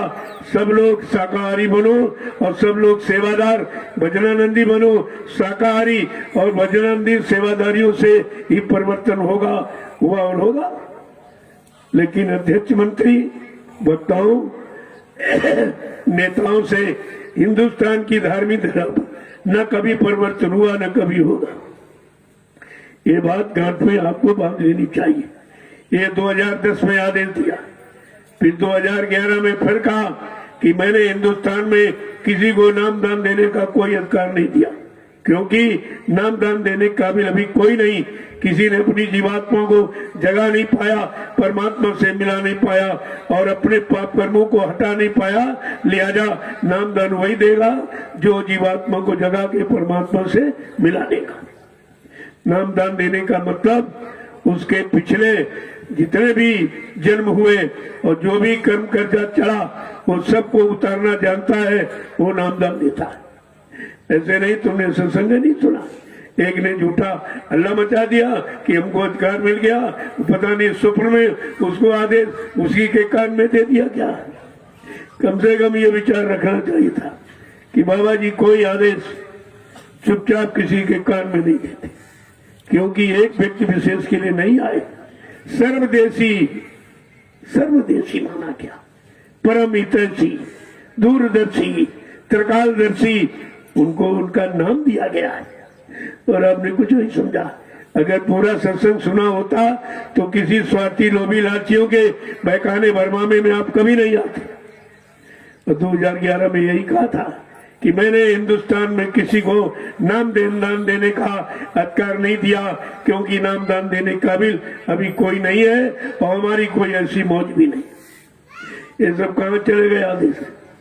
आदेश पारित करने वाले वही 40 लोग जो आश्रम पर रहते थे, उन्होंने सारे आदेश को छिपा लिया, अपने स्वार्थ वाला प्रचार कर दिया कि बाबा जी हमको नाम पावर दे गए और हमको अधिकार दे दिया। अरे मतलब, अरे भाई चलो ठीक, किसी से कह दिया जाए, कमजोर व्यक्ति से कि जाओ भाई 1 कुंटल सोना ले जाओ, लेकिन अकेले उठा के ले जाओगे तो बेचारा उठा सकता? तो उसको कहना चाहिए कि सोना तो आप दे रहे हो लेकिन ताकत भी तो दो। जब ताकत शक्ति दोगे तभी कुछ काम हो पाएगा, ऐसे नहीं होगा। जब राम से आदेश विश्वामित्र ने दिया कि उठो राम भंजो शिव चापू, मेटो ताप जनक प्रतापू, जब आदेश दिया तो शंका में राम पड़ गया कि ये मैं तो मेरे बस का तो है नहीं, मेरे आंख के सामने बड़े बड़े उदा नहीं उठा पाए, हजारों मिलकर उठाने गए वो भी नहीं उठा पाए कि आपने बगैर सोचे समझे आदेश दिया। तो ऐसी शंका में क्या राम ने अपने गुरु को छोड़ दिया था? बल्कि लिखा है, गुरु ही प्रणाम मने मन कीन्हा, तब राघो उठाए धन लीना। गुरु को अंदर में प्रणाम किया, जय गुरुदेव जय गुरुदेव, हमारी जय पराजय, अब गुरु जी तुम्हारे यहाँ थे, आदेश तुमने दिया है, बल तुमको देना पड़ेगा, ताकत तुमको देनी पड़ेगी, धनुष तुम्हारे बल ताकत से टूटेगा, मेरे से नहीं। ये किसी ने समझा इस बात को? कुछ नहीं। जो काम करना चाहिए वो बहुत पीछे, और जो नहीं करना चाहिए वो करने लगे। जब बाबा जी नामदान देते थे यही पीछे से दोहराता था और ये क्या कहता था, अखबार वालों इस नामदान को छापना मत। जो लोग आए हैं नए प्रेमी, वो अगर लिखा मिल जाए कागज तो ले लेना या लिख लेना और याद करके फाड़ के फेंक देना, किसी को दिखाना नहीं। अगर किसी को दिखा दोगे नए व्यक्ति को या बता दोगे तो तुम्हारा नुकसान होगा, उसका कोई फायदा नहीं होगा। ये सबको बताता रहा और अपना वही काम शुरू कर दिया, सब नए लोगों को सुनाने लगा। ये भी भूल गया कि हम इतने दिन से क्या कह रहे हैं, क्या समझा रहे हैं, और तुम लोगों ने भी सुना इसके मुंह से ये क्या कह रहा, अब स्वतः वही काम कर रहा, फिर भी तुम्हारी समझ में नहीं आया। ये झूठा है कि सच्चा? जो गुरु के आदेश को नहीं मानता है वो गुरु भक्ति कभी नहीं हो सकता। लिहाजा तुमने उसी को मान लिया, अपना नुकसान कर दिया। ये सब जानकारी आपको रखनी चाहिए था। तो जानकारी रखते तो भूल भ्रम में क्यों फंसते? जब जानकारी नहीं रख पाए तो भूल भ्रम में आप चले गए। जो होना था वो बहुत पीछे चला गया, जो नहीं होना उसी को फिर से हम करने लगे। तो ये कब घूम कर लौटेंगे बेचारे? इनकी तो दूरी इतनी बढ़ती चली जा रही कि वापस लौटना बड़ा मुश्किल हो जाएगा। इसलिए समय की चीज को समय से लेना और कर लेना, यही तो बुद्धिमानी है जीव की। आगे समझा के क्या कह रहे कि गुरु सबको पार लगावे, गुरु सबको पार लगावे, गुरु सबको पार लगावे, गुरु सबको पार लगावे, जो जो उन चरण को ध्यावे, जो उन चरण को ध्यावे, जो जो उन चरण को ध्यावे, जो उन चरण को ध्यावे। गुरु करो खोज कर भाई, गुरु करो खोज कर भाई, बिन गुरु कोई राह न पाई। बिन गुरु कोई राह न पाई। कहते देखो साफ जाहिर हो रहा। पंक्ति क्या कह रही? गुरु सबको पार लगावे। वो एक कह रहा हमारे कान में कह दिया तुम नाम दान दो। क्या उसी को पार करने आए? क्या उसी को पार करने आए? ये भक्ति, ये गुरबाणी क्या कह रही? गुरु सत्य क्या कह रहा? गुरु सबको पार लगावे, जो जो उन चरणन को ध्यावे, जो उनके चरण को ध्याएगा, उनकी शरण में रहेगा, चरणों में प्रीत लगा के रखेगा, का उनको पार लगाएंगे। और ये तो सब चरण शरण छोड़ के भाग गए, इनमें से कौन पार जा सकेगा या तुमको पार कर सकेगा? अरे कुछ तो विचार आपको करना चाहिए। आगे क्या कह रहे हैं? भक्ति का भेद न जाना, भक्ति का भेद न जाना, भक्ति का भेद न जाना, भक्ति का भेद न जाना, गुरु को सतपुरुष न माना, गुरु को सतपुरुष न माना, गुरु को सतपुरुष न माना, गुरु को सतपुरुष न माना, गुरु करो खोज कर भाई, गुरु करो खोज कर भाई, बिन गुरु कोई राह न पाई। बिन गुरु कोई राह। देखो गुरबाणी सारा भेद खोल रही है कि भक्ति का भेद न जाना और गुरु को सत्पुरुष न माना। अगर ये सत्पुरुष मानता तो अपना गुरु नहीं बनता, क्यों? ये सत्पुरुष बन नहीं सकता, सतलोक किसी जीवात्मा पहुंचा नहीं सकता, तो फिर ये गुरु कैसे बन जाता? अगर ये भेद इसी को मालूम होता तो ये कभी गुरु बनने का प्रयास नहीं करता कि गुरु तो सत्पुरुष के समान और सत्पुरुष को यानी दर्शन के दिखाने वाला और पहुंचाने वाला और सतलोक पहुंचाने वाला होता है, तो ये गुरु कभी नहीं बनता। लेकिन जब इसी को भेद नहीं मालूम है भक्ति का, तो तुमको कौन सी भक्ति कराएगा? तो उसने अपनी भक्ति में लगा लिया, गुरु भक्ति से दूर अपनी भक्ति में तुम्हें लगा लिया। और उसकी भक्ति करके अब क्या है भाई? चोर की, झूठ बोलने वाले की, दगा करने वाले की, नाटक चटक करने वाले की भक्ति करोगे तो वो अपने जैसा बनाएगा, दूसरा तो नहीं बना सकता अपने जैसा। और उसके जैसा बन के तुम क्या कर सकते हो? तो इतनी भी जानकारी तुम्हें नहीं रही कि हम गुरु भक्ति करें कि चेला भक्ति करें। गुरु पार करेगा, चेला पार करेगा। मैंने लोगों से पूछा कि आप बाल बच्चेदार हो, परिवारदार, आप सही बोलना, आप लोगों ने नामदान गुरु महाराज से लिया या किसी चेले से लिया? गुरु महाराज से। आपका हाथ गुरु महाराज ने पकड़ा या किसी चेले ने पकड़ा है? गुरु महाराज। आपकी जीवात्मा को जगाने का, परमात्मा से मिलाने का, पाप कर्मों में माफी दिलाने का ये गुरु ने वादा किया या किसी चेले ने वादा किया? गुरु महाराज। और तुम जा कहाँ रहे? नामदान गुरु से लिया, हाथ गुरु ने पकड़ा और वादा गुरु ने पहुंचाने का किया। और तुम जा कहाँ रहे, जा कहाँ रहे हो? ये भी तुमको ज्ञान ध्यान नहीं रहा कि गुरु को हमने पकड़ा, अब हम चेलों को पकड़ रहे। अगर चेला काम करते तो गुरु को आने की क्या जरूरत थी? आगे क्या कह रहे कि गुरु से तू बेमुख फिरता, गुरु से तू बेमुख फिरता, गुरु से तू बेमुख फिरता, गुरु से तू बेमुख फिरता, मन के नित्य सन्मुख रहता, मन के नित्य सन्मुख रहता, मन के नित्य सन्मुख रहता। मन के नित्य सन्मुख रहता। कहा ये गुरु से विमुख है, क्योंकि गुरु ने जो कहा वो इसने नहीं किया। गुरु के मुख की वाणी को झूठा बताया और अपना गुरु बन के बैठ गया और नामदान दोहराने लगा। जबकि बाबा जी ने क्या कहा था कि बच्चा सब कुछ बनना करना, लेकिन गुरु बन के नामदान मत देना, सबसे खराब। नामदान वही देगा जो जीव के 7 जन्म आगे 7 जन्म पीछे पाप कर्मों को हटाना मिटाना जानता है, वो नामदान देने का अधिकारी होता। भाई ये अपने नहीं मिटा पाएगा, तुम्हारा क्या? तुम्ही को मिटा दिया, पाप कर्म नहीं मिटा पाया, तुम्ही को मिटा दिया, तुम्ही को गुरु से अलग कर दिया, चरण शरण से अलग कर दिया, गुरु से मिलने वाली दया से तुम्हें वंचित कर दिया। ये काम इसने किया। क्या इसका छोटा मोटा अपराध है? इसे कौन माफ करेगा?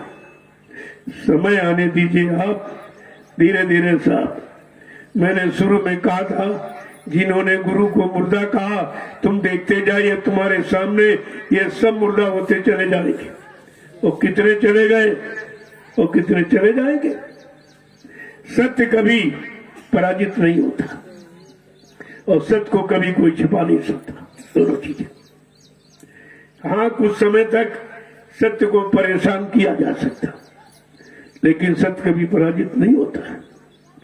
आगे क्या कह रहे हैं कि कर्मों में पचता खपता, कर्मों में पचता खपता, कर्मों में पचता खपता, कर्मों में पचता खपता, कर भी नर देही बात गमाता, नर देही बाद गमाता, नर देही बात गमाता। नर देही बाद गमाता। ये मन की करनी करता, मनमुखी।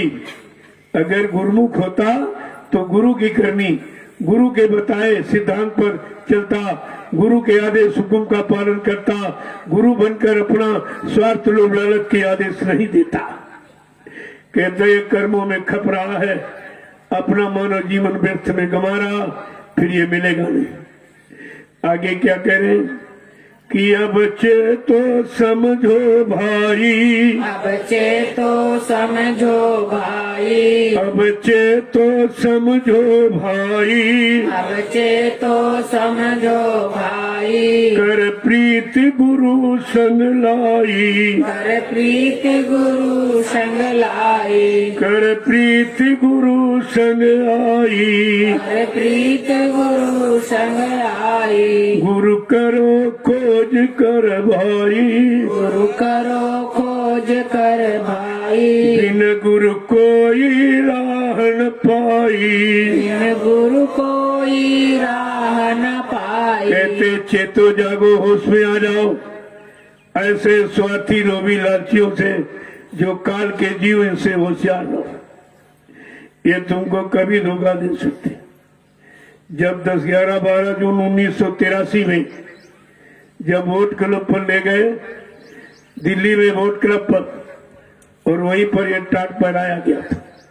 कहा बच्चा ये तपसी भेष, इसको तुम शरीर में धारण करो।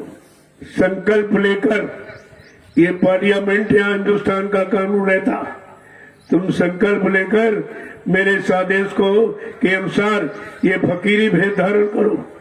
ये तुम्हारे शरीर से जब तक नहीं उतरेगा, जब तक देश में अच्छी व्यवस्था नहीं आ जाए। सबको रोजी रोटी नहीं मिलने लगेगी, महंगाई, गरीबी, बेरोजगारी नहीं समाप्त हो जाएगी, टैक्सों की भरमार खत्म नहीं हो जाएगी, तब तक ये फकीरी भेद तुमको शरीर से उतारना नहीं है। क्या इसने गुरु आदेश का पालन किया है? जिसने गुरु का आदेश खुद नहीं माना, तुम उसका आदेश मानकर कौन सा काम कर सकते? कौन सी सफलता तुम्हें मिल जाएगी? और ये भी कहा बोट क्लब पर, जो अपनी इच्छा से टार बोरा पहन ले या अपनी इच्छा से उतार दे, उसको बच्चा सत्संगी मत मानो, वो भविष्य में कोई बहुत बड़ा धोखा दे सकता। ये सब आपको सुनाया गया 10, 11, 12 जून 1983। लेकिन आप सब भूल गए। अरे तारीख नोट कर लो, कोई नहीं बताएगा आपको। इन्हें नोट करिए आप, ये आगे सब पूछा जाएगा। मैंने किस तारीख में क्या कहा, किस तारीख में क्या समझाया, क्या इशारा किया, तुम सब भूल गए। मेरे बच्चों को, गुरु बच्चों को भूल गए और चेले बच्चों को प्राथमिकता दे दी। आगे क्या कह रहे हैं कि कह कर सतगुरु स्वामी गाई, कह कर सतगुरु स्वामी गाई, कह कर सतगुरु स्वामी गाई, कह कर सतगुरु स्वामी गाई, करनी कर मिले बड़ाई, करनी कर मिले बड़ाई, करनी कर मिले बड़ाई, करनी कर मिले बड़ाई, गुरु करो खोज कर भाई, गुरु करो खोज कर भाई, बिन गुरु कोई राह न पाई। बिन गुरु कोई राह न पाई। कहते हैं सतगुरु स्वामी ने तुम्हें सुना समझा गा कि सब बताया। ऐसी करनी करो जिससे आपको बढ़ाई, उधर जीवात्मा को सम्मान मिल जाए, वो घसीटी न जाए, सिंहासन पर बैठाकर उसे ले जाया जाए मालिक के दरबार में। ऐसी करनी करो, नहीं तो यहाँ कहते नहीं, एक चढ़ जाए सिंहासन, एक बांधा जाए जंजीर, एक जंजीरों में बांध कर घसीटते ले जाते जमराजा। क्योंकि तूने वो कर्म किए हैं, वो लोगों को तकलीफ यातनाएं सजाएं दी, इनको मारा काटा सताया अपमानित किया है, लिया जा वो सजा देते हुए तुझे उस दरबार में खड़ा किया जाए। अगर तुमने सतगुरु की वाणी को माना, उनके वचनों को माना, उनके अनुसार अपने जीवन को बना लिया, तो कहा कि सिंहासन पर बैठाकर उस जीव को सतगुरु के दरबार में पेश किया जाता और सब लोगों से होके जाता है। सारे लोग के जो मंडलाधीश अध्यक्ष हैं, मतलब यानी वो सब उसकी आरती उतारे जीव की। ब्रह्मा विष्णु महादेव राम कृष्ण ये सब आरती उतारते की धन्य है आज जीव सतगुरु के घर जा रहा। मैं सब अपने लोक में मान सम्मान पा रहा हूँ, लेकिन सतगुरु का दर्शन नहीं मिल रहा, उनका दरबार नहीं मिल रहा, जीवात्मा को शांति नहीं मिल रही, उसका कल्याण नहीं हो रहा। वो भी बेचारे इस तरह की कामना करते। देखो कितना बड़ा लाभ है सतगुरु के वचनों को मानने का, उसके अनुसार अपने जीवन को बनाने का। और तुम सब सतगुरु में शंका कर बैठे, उन्हीं में शंका जिन्होंने नाम दान दिया, तुम्हारा हाथ पकड़ा, घर पहुंचाने का वादा, उन्हीं में आप शंका कर बैठे। तो फिर शंका तुम्हारी दूर कौन करेगा? जय गुरुदेव, जय गुरुदेव, जय गुरुदेव, जय गुरुदेव। नाम किसका? जय गुरुदेव। नाम किसका? जय गुरुदेव। नाम किसका? प्रभु का प्यारा नाम। सब लोग खड़े हो जाओ जरा। देखो इतनी चुस्ती फुर्ती होनी चाहिए खड़े होकर अपने घर जाने की। जब घर जाने की अंदर में लपक होगी, विनय वेदना तड़प होगी, तब इतनी जल्दी उठ के भगोगे, देर नहीं लगी। अभी इससे ये मालूम देता आपकी सुस्ती से कि भी घर जाने के लिए कोई तैयार नहीं। कह दिया जाए चलो आज घर चलना है, तो क्या कहेंगे? अरे अभी नहीं, भी तो मकान बनाना पड़ा, बाल बच्चों की शादी ब्याह करना भी बहुत काम बाकी पड़ा। हमें कैसे चले? जब 86-87 में 1986-87 में जब आवाज लगाई गई, धाम चलो अपने भाई पराए धाम क्यों रहना, काम अपना करो भाई पराए काम क्यों फंसना, तो कोई तैयार नहीं हुआ। अभी तक कोई जाने को तैयार। मुसीबत आपत्ति आ जाए तो कहते अब इसे भेज दीजिए, ज्यादा अच्छा भेज दीजिए, और जहाँ ठीक हो गया फिर कहे नहीं अभी बहुत काम बाकी, अभी थोड़ा रह लूं, देख लूं भाई ये काम वो काम वो काम वो काम। तो यहाँ जाने को कोई तैयार है नहीं। तो ले जाए या तो किसके ले जाए, तुझको ले जाए जाए। सब यहाँ अभी काम करने की बात करते, अपने धाम जाने की बात कोई नहीं करता। तो फिर जाएगा कौन? तो कहा चलो जब तुम परेशानी को खा लेना और मार खा लेना इधर की, तो तुम्हारी समझ में सब आ जाएगा। तब तुम कहोगे नहीं अब 1 मिनट के यहाँ नहीं रहूंगा, अब चलो यहाँ कोई अपना नहीं। अभी तो जो अपने का सपना देख रहे हो ना, वही तुमको रोके पड़े। अब है सपना, जैसे आंख बंद हुई रात भर सपना देखा, आंख खुली कुछ भी नहीं। ऐसे आंख खोलने का सपना ये आंख खुली है, जिनको देख रहे हो ये तुम्हारे नहीं, तुम्हारे साथ नहीं जाएंगे, तुम्हारा साथ नहीं देंगे, इनमें तुम्हारा कोई नहीं। तब कहते संगी साथी गुरु को लेना, भेद उन्हीं का जाना है, और सूरज शब्द का साधन करके अपने घर चढ़ जाना है, फंसना नहीं देश बिराना है। 2 शब्दों में सब बता दिया। सत्संग कोई बहुत लंबा चौड़ा नहीं है, केवल 2 शब्द। ये किराए का मकान है और रहते काम बना लो। इसी को समझाने में कितना समय लग रहा, कितने प्रमाण, कितने दृष्टांत, कितने उदाहरण आपको तरह तरह से दिए जा रहे, तो सत्संग लंबा हो जाता। सत्संग 2 ही वचन है, ये किराए का मकान है, तुम्हारा नहीं है, इसको रहते रहते अपना काम बना लो, अपने घर की तैयारी कर लो, बस इतने तो सत्संग है बोल रहे। लेकिन ये समझ में कब आएगा? उसके समझाने बताने के लिए कितने इशारे, कितने दृष्टांत प्रमाण आपको दिए जाए। जय गुरुदेव, जय गुरुदेव, जय गुरुदेव, जय गुरुदेव। नाम किसका? जय गुरुदेव। नाम किसका? प्रभु का प्यारा नाम। जोर से बोले, मिल बोले, बोलना होगा, अभी से बोलो, दुख दर्द हरेंगे, सब कष्ट मिटेंगे, सुख शांति भी देंगे, सबके दाता, सबके मालिक। प्रेम से बोले, ये नाम नहीं इंसान का, ये नाम है प्रभु का, ये काम नहीं इंसान का, ये काम है प्रभु का। कलयुग का जगाया, कलयुग के जीवों के लिए जय गुरुदेव नाम ये पूरा वादा करता है। अब ये इंसानों के बस का काम नहीं रहा, उनकी शक्ति, ताकत, बुद्धि, विवेक, ज्ञान सब समाप्त। ये प्राकृतिक प्रकोप है, प्रकृति ने सारा चार्ज अपने हाथ में ले लिया जाए इंसान के बस का कुछ। अब ये संत महापुरुषों ने जो समय का नाम जगाया जय गुरुदेव प्रभु का, ये कलयुग के जीवों के लिए कलयुग का नाम, ये कलयुग के जीवों की मदद करेगा। इस नाम से काम होगा, क्योंकि हर युग के नाम अलग अलग युग का काम करने, युग के जीवों का भला काम करने के लिए आए, उन्होंने काम किया और चले गए। अब कलयुग के जीवों का काम, कलयुग के जगाए जय गुरुदेव नाम, वो भी प्रभु का। प्रभु की सारी सत्ता, जब सत्ताधारी खुद यहाँ पर आ गया प्रभु नाम लेकर के, उसको किसी से सलाह मशवरा करने की जरूरत क्या है, किसी से सहयोग लेने की क्या जरूरत, वो स्वयं में सक्षम सामर्थ्यवान है।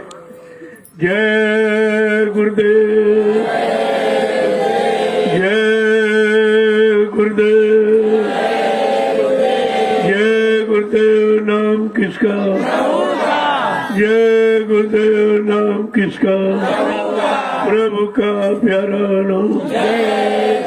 अब लोग अपनी अपनी सेवा में चले, देखो उधर भी काम हो रहा और इधर शुरुआत हो रही है।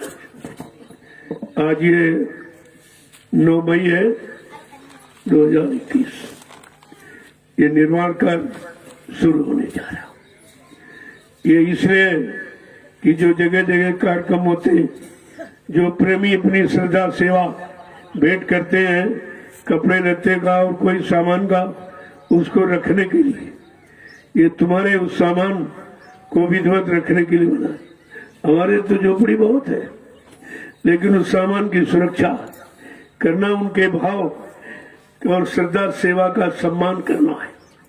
इसलिए वो सामान खराब न हो, समय पर सबको वितरित हो जाए, सबको मिल जाएगा। वो तुम्हारे लिए उसी की व्यवस्था आप बना लीजिए कि आपका दिया हुआ सामान सुरक्षित जगह रखा जा सके। उसके लिए निर्माण हो रहा। मैंने अपने लिए कोई निर्माण, हमारी तो झोपड़ी है। अब तुम्हारे सामान की रक्षा हिफाजत करने के लिए तो सामान के पास ही तो बैठना रहना पड़ेगा, ऐसे कैसे हो जाएगा। इसलिए कुछ प्रेमी तो उधर, अब ये सूचना सब जगह पहुंच जाएगी कि कुटी निर्माण हो रहा है।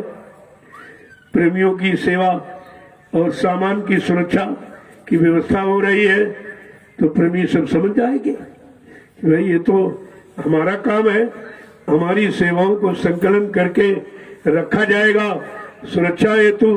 तो ये सब लोग इसमें पूरा सक्रिय भाग ले लेंगे, सबको लाभ मिलेगा इसका, क्योंकि मेरा काम कोई चोरी से नहीं होता। जो होता है पहले मैं एकदम प्रसारित कर देता हूँ साफ साफ, कि ताकि कोई शंका संदेह बोल भ्रम न रहे। मैं अपने रहने के लिए कोई मकान नहीं बना, आपके द्वारा दी हुई सेवा की सुरक्षा हेतु ये व्यवस्था की जा रही। मैं तो रखवाली के रूप में रहूंगा और आपका सही जगह प्रयोग हो ताकि आपको उसका लाभ मिल सके, तो इसलिए ये व्यवस्था की जा रही है। तो कुछ तो प्रेमी आज उधर न्यू बनाएंगे, गड्ढा खोदेंगे और कल से जल्दी से वो अपना सरिया या सीमेंट ला के तैयार करो और 1 महीने के अंदर उसको तैयार कर दो। इतनी बड़ी भीड़, इतने लोग हो, इतना बनाने में कितनी देर लगेगी। और ये काम सबके लिए होगा, सबके सामान की सुरक्षा की व्यवस्था है, इसलिए उस व्यवस्थित जगह का निर्माण करना है। जय गुरुदेव। बाकी जो लोग जहाँ सेवा करें अपनी सेवा करो, तुम्हारे लिए वही लाभ है। और जब इसमें छत पड़ेगी तो सबको सेवा मिल जाएगी, तब तो एक आदमी की बात तो नहीं रहेगी, सबको सेवा है। इसलिए अभी करीब 1 सप्ताह तो आपको इसी में लग जाएगा। 1 सप्ताह के बाद तब तक प्रेमियों को सब जगह खबर लग जाएगी और सब इसकी अपनी सेवा समाहित करने के लिए सब लोग आ जाएंगे, सबको लाभ मिल जाए। यहाँ उद्देश्य रखा जाता है कि सबको लाभ, किसी व्यक्ति विशेष के लाभ के लिए नहीं हो रहा। कोई विशेष जाति पाति के भेदभाव को लेकर यह काम नहीं किया जाता। सर्वभूति रता, सब जीवों का कल्याण हो, सबको लाभ मिले, वो व्यवस्था, वो भूमिका, वो योजना यहाँ पर बनाई जाती। तभी तो लोगों को बड़ी चिंता हो गई है। जिन्होंने झूठा प्रचार कर दिया बाबा जी मर गए, अब ये काम कैसे हो रहा? काम हो रहा तो किसके लिए हो रहा? ये काम कौन करवा रहा? किसकी प्रेरणा से हो रहा? जब तो बात तो धीरे धीरे समझ में आ ही जाएगी लोगों को। लेकिन आप अपने काम में लगो, अपना निशाना परमार्थी सेवा का और भजन का और सत्संग का पक्का रखो, कोई तुम्हें इधर उधर नहीं कर सकता। जय गुरुदेव। अब आप लोग चलिए गौशाला वाले अपनी सेवा में, वो लिस्ट बन गई है, सबको लिस्ट वहां लगा दीजिए गौशाले में। जब वो उधर बन जाता कि भाई यानी परमानेंट सेवा किसकी, आने जाने वाले 2-4 दिन अपना रहेंगे वो भी सेवा कर सकते हैं, लेकिन उन लोगों से पूछकर, उनको मालूम है कि गौओं को कितना चारा देना, कितना दाना मिलाना, कब पानी पिलाना, क्योंकि उनके पास व्यवस्था है। वो तो व्यवस्था पूछ कर आप करिए। ऐसे खेती में जो जिनकी टोली बनी है वो परमानेंट टोली है, लेकिन बीच में आने जाने वाले सभी लोग सेवा करेंगे, लेकिन उससे पूछ कर भाई किस खेत में निराई होनी है, कहाँ पर क्या काम होना, जब पूछ लोगे तो आपको सेवा मिल जाएगी, अच्छा रहेगा। अपनी मनमानी कोई मत करो, मनमानी का फल नतीजा अच्छा नहीं होता। धीरज काम रहमान का, जल्दी काम शैतान का, वो काम नहीं करना। भंडारे वाले वो लिस्ट बनी हुई है, वहां लगा दी जाएगी। ये परमानेंट लोग इतने हैं और बाद में आने जाने वाले वो भी सेवा कर सकते हैं, ताकि उनको रेस्ट मिल जाए, कुछ आराम मिल जाए थोड़ा, लेकिन पूछ के, ऐसे नहीं। जैसे सामान यहाँ खड़ा है तो कृषि वालों से पूछिए उनकी जिम्मेवारी, वैसे वो तोड़कर जितना मान तैयार हो जाता फौरन भंडारे पहुंचा देते। वो तुम्हारा प्रसाद लेने का माध्यम हुआ है। अपने मन से कहीं तोड़ लिया खा लिया तो प्रसाद नहीं रहेगा, वो तो कर्म कर्जा बन जाएगा आपका। क्योंकि कितने लाख लोगों ने हमको हाथ में सेवा पकड़ाई, उसी से इसका निर्माण हुआ। कभी मत समझा करो और कभी काम मर्यादा से करो, अमर्यादित ढंग से मत करो, उसका लाभ मिल जाएगा।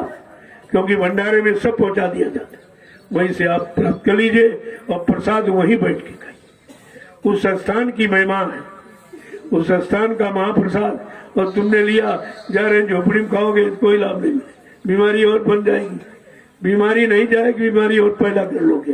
तो बात तो आप मानते समझते नहीं, बाद में कहते बुखार हो गया और जुकाम हो गया, ये हो गया कि तुमने प्रसाद समझ के नहीं, तुमने भोजन समझ के भोजन किया है अपने स्थान पे ला के। अरे भाई, अगर वही लाभ होना होता तो अपने घरों में इतने सालों से भोजन कर रहे हो, फिर वहां प्रसाद नहीं बन जाता आपका। इसलिए कभी भी अर्थ का अनर्थ मत किया करो। जो आदेश हो उसका अच्छा सा पालन करो, आपको लाभ मिल जाएगा। लाभ देने के लिए, लाभ पहुंचाने के लिए तो आदेश दिया जाता और तुम उसका उल्लंघन करते हो, बाद में बीमार परेशान हो जाते हो, फिर यहाँ से कौन शिकायत करते हो। मैं शिकायत सुनने वाला नहीं, सीधी बात मैं पहले बता देता हूँ। अब आप चलिए अपनी, उधर थोड़ा सा कम रह गया है वो प्लास्टर का, तो वहाँ आज तो आप कर लोगे, कल से यहाँ पर कुछ मिस्त्री यहाँ लग जाएंगे, अगर वहाँ हो जाए तो उधर वो तैयारी करो। वो आपका वो तुम्हारा जो बना हुआ उधर है उसका नहीं, क्योंकि आगे अगर लॉकडाउन न लगा और मौका मिला तो कार्यक्रम हो जाएगा गुरु पूर्णिमा का, और इतना विशाल होगा कि लोग आश्चर्यचकित हो जाएंगे। इनका कोरोना सब खत्म हो जाएगा। इनको ये सत्संग सबक देगा। देख, भीड़ में प्रेम प्यार मोहब्बत होता है, भीड़ में बीमारी नहीं होती। बीमारी नफरत, गंदे खान पान, गंदे कर्मों से होती। तुम नफरत सिखा रहे हो, एक दूसरे की दूरियां बढ़ा रहे हो, संबंध खत्म कर रहे हो, प्रेम प्यार मोहब्बत समाप्त कर रहे हो। क्या इससे कोई अच्छा फल परिणाम निकलेगा? लेकिन किसी की समझ में नहीं आती। क्यों? विनाशकाले विपरीत बुद्धि। अब वो धर्मशास्त्र का सिद्धांत नहीं झूठा हो जाएगा। इसलिए वो सब होना है वैसी, जैसी हो यानी होनी वैसी उपजे बुद्धि, जैसा होना वैसी बुद्धि इनकी बन रही। जय गुरुदेव। अब आप लोग चलिए, यहाँ आए हो तो कुछ न कुछ सेवा करो। कुछ विशेष जरूरी काम से जाने वाले, वैसे इससे बड़ा जरूरी काम क्या? क्योंकि तुम जहाँ जाओगे वहाँ बीमारियां हैं या कोई बीमारी नहीं, तो यहाँ सुरक्षित हो, यहाँ रहो। क्या दिक्कत है, क्या परेशानी है? सेवा भी मिल रही, सत्संग भी मिल रहा, भजन भी कर रहे हो, कोई बीमारी नहीं, कोई तकलीफ, कोई चिंता नहीं आपको। इससे अच्छा स्थान और कहाँ मिलेगा? जो लोग नहीं मानते, अपनी मनमानी करके चले जाते, फिर लौट के वापिस आ जाते। वहां गए, मार पड़ी बीमारी की, पैसा सब खत्म हो गया, खर्च हो गया, डॉक्टर ने लूट लिया, तो बेचारे फिर लौट के आ गए। अरे यही पैसा सेवा में दे देते, तुम्हारी सेवा से परमार्थी लाभ मिल जाता और बीमारी से बच जाते आप। देखो यहाँ कोई बीमारी नहीं, क्योंकि ये भूमि 88,000 ऋषियों की तपस्या की हुई भूमि, इतनी पवित्र है, यहाँ पर कुछ नहीं होगा। लेकिन अब ये है कि तुम यहाँ मनमानी करने लगते हो तो बीमार हो जाते हो। अगर प्रसाद समझ के भोजन करो तो बीमारी चली जाएगी, और भोजन समझ के भोजन करो तो बीमारी आ जाएगी। सीधा सिद्धांत है ये। अब आप लोग चलिए, चलो बड़ी बड़ी सेवा में। मैं मिलूंगा आपको, मौका देखूंगा। जहाँ जहाँ सेवा होती वहां पर से पहुंच जाता हूँ। अब ये थोड़ा सा सेवा का काम इससे पहले कर लो, दर्शन प्रसन्न तो बाद में हो जाएगा। होता रहता है, रोज ही होता है, ऐसा नहीं है, वो तो रोज ही होता रहता है। लेकिन सेवा पहले आगे रखो, इसके बाद दर्शन प्रसाद। तो हमने 2 साल में कितना आपको खिलाया, जहाँ जाते वहां खिलाता रहता, ये तो आपको मिलता रहता, लेकिन सेवा वहां नहीं मिलती थी। सेवा यहाँ पर है, और वैसी सेवा है जो प्योर परमार्थ की, परमार्थ नहीं प्योर परमार्थ है। क्योंकि जो प्रेमी श्रद्धा सेवा भाव से जो सामान देते हमारा अच्छी जगह अच्छे लोगों में लग जाए, सेवादारों में पहुंच जाए, ताकि मैं सेवा में नहीं पहुंच पा रहा हूँ सारी पारिवारिक झंझटों के कारण, तो हमको लाभ मिल जाए। तो मैंने तुम्हारे दिए हुए सामान को सुरक्षा रखने के लिए ये व्यवस्था बना दी। ये जल्दी से आप तैयार कर दो, उसी में सुरक्षित कर दिया जाए। जाड़े का सामान जाड़े में, गर्मी का गर्मी में, सबको दे दिया जाए, तुम्हारा भी परमात्मा बन जाए और इनको समय की चीज मिल जाए। ये सब ध्यान रखे किया जा रहा। तो उस सामान की सुरक्षा के लिए ये व्यवस्था की जा रही। इसे जल्दी से मजबूत बना दीजिए, अच्छा रहेगा। जब तक रहेगा तब तक लोगों के काम आएगा। कोई जरूरी की हमी है तब तक, अरे हमारे बाद भी लोग इसका लाभ उठाएंगे, ऐसा नहीं है। जय गुरुदेव। तो गौशाले वाले अपनी सेवा में, जो नए प्रेमी कुछ करना चाहते उनको ले जाओ कि चलो भाई घास वास कहीं काटी कुटी तो ले जाओ, तो समझ में आ जाएगा सेवा कैसी। यहाँ तो पास में सभी कर देंगे, लेकिन वहां ले जाओ उनको तो समझ में आएगा कि गौ सेवा कठिन है, सरल नहीं है। जैसे अपने भोजन के लिए रातों दिन तुम प्रयास मेहनत उठाते हो, खेती करते हो, दुकान दफ्तर बिजली व्यापार मजदूरी नहीं पूरा पड़ा, झूठ बोलते हो, छल कपट बेईमानी चोरी, ये सब करते हो आप भोजन के लिए, अपने भोजन के लिए कितनी तकलीफ उठाते हो।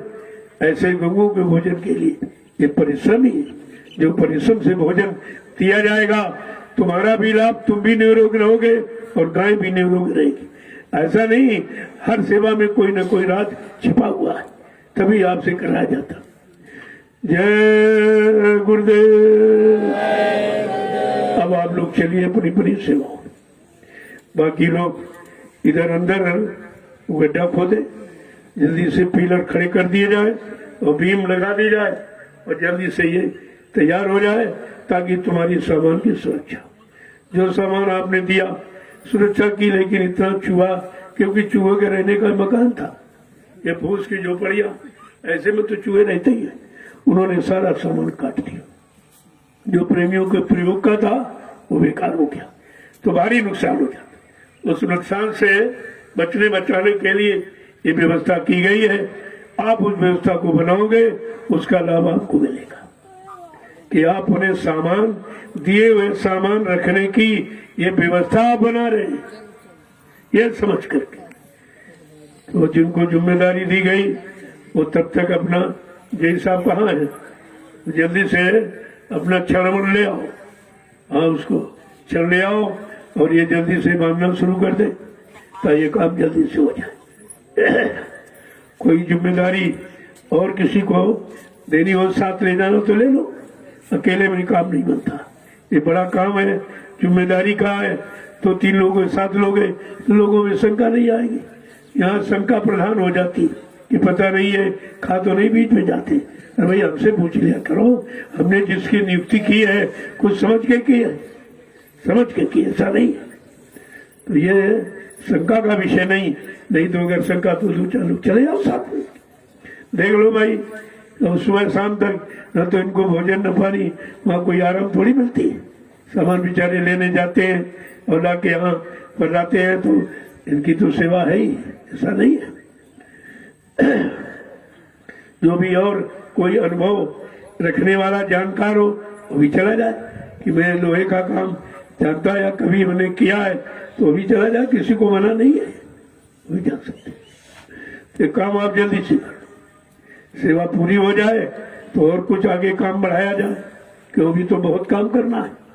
अबे तो सब बाकी पड़ा हुआ क्या है, न इधर का हुआ न उधर का हुआ, इधर का हो जाए तो उधर का काम शुरू हो जाए। जब इधर ही नहीं हो रहा, उसी में आप अशांति महसूस करते हो कि हाँ भाई रहने की व्यवस्था ठीक नहीं, यहाँ खाने की व्यवस्था ठीक नहीं, लेटरिन बाथरूम की व्यवस्था ठीक नहीं, तो ये ठीक व्यवस्था बनानी पड़ेगी, कहने से थोड़ी हो जाएगी। धीरे धीरे 2 साल में कितनी जल्दी हुआ, जो काम 10 साल में नहीं हो पाता 2 साल में पूरा हुआ, और कितनी जल्दी किया जाए। इतनी बड़ी व्यवस्था को इतनी जल्दी बनाना नामुमकिन है, यह संभव है, लेकिन फिर भी दया से संभव हो रहा, सब आपका हो रहा है, और प्रेमी आ रहे उसको महसूस भी कर रहे हैं। धीरे धीरे जो काम बहुत जरूरी है उसको पहले किया जा रहा है, बाकी जो गौड़ में है उसे थोड़ा पीछे कर दिया जाता, और मुख्य काम पहले होता। जय गुरुदेव।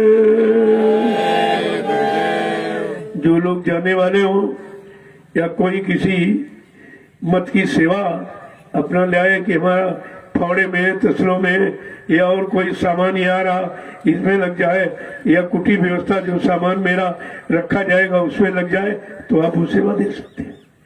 मैं तो नहीं मानता हूं, लेकिन आप सेवा उसमें कर सकते हो, ये सबको अधिकार है।